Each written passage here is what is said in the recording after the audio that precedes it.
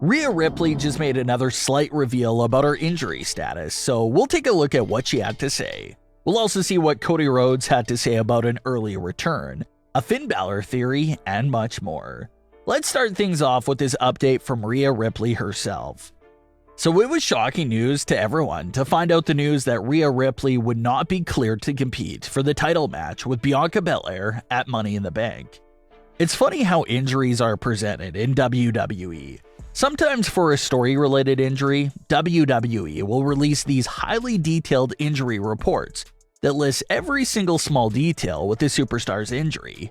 But when it comes to real-life injuries to the superstars, everyone is pretty quiet, and there's no real injury report at all from WWE. So that's what happened here with Rhea's situation. Bianca Belair announces that she needs a new opponent, and fans are left to wonder about what happened to Rhea and what exactly is her injury. Like we discussed after Rhea's injury was first announced, the moment of her taking her own knee to the face still appears to be a part of the injury. A fan recently commented under Rhea's Instagram post, talking about how she doesn't look injured to them, and said that you can't see brain and teeth injuries. So the teeth situation was a part of it, but Rhea also revealed that it was brain related as well. A lot of people saw the term brain injury for Rhea Ripley and assumed the worst and wondered how long she'll be out of action for. But it appears that what Rhea was actually referring to is a concussion, which is still brain related. Some reports claim that superstars can't really discuss or mention the specific term concussion by name. So using the word brain was Rhea's way of allegedly bypassing the rule. Concussions can be tricky. Obviously, everyone's brain and recovery time will be different.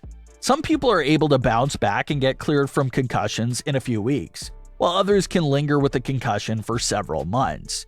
But the report claims that Rhea Ripley isn't expected to miss a crazy amount of time and should be cleared to go for the following premium live event, which will be SummerSlam.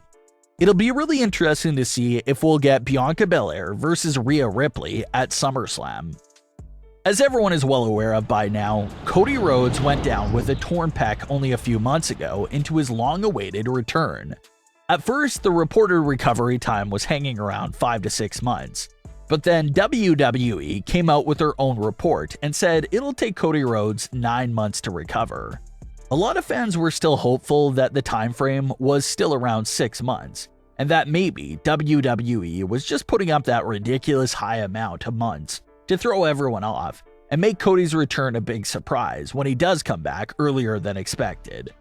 Cody Rhodes has been spotted out while wearing an arm sling, but Cody recently did take to his Instagram story to reveal that he's already doing physical therapy without the sling and how he'll be back way earlier than previously scheduled 9 months. Can it be done, and has it been done by other superstars? It surely has. John Cena has recently set the standard for when it comes back to recoveries for a torn pec. Just like Cody Rhodes, Cena was expected to miss around 6 to 9 months of action himself when he went down with the same exact injury.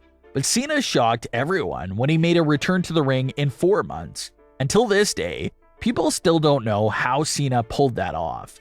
So the chances of Cody pulling off a miracle 4-month recovery are most likely extremely low, but it's nice to look at the past superstars who've dealt with this injury and be optimistic about the possibility. Especially with Cody Rhodes, since he appears to have the mentality of coming back as soon as he can to prove those projections about his recovery time all wrong.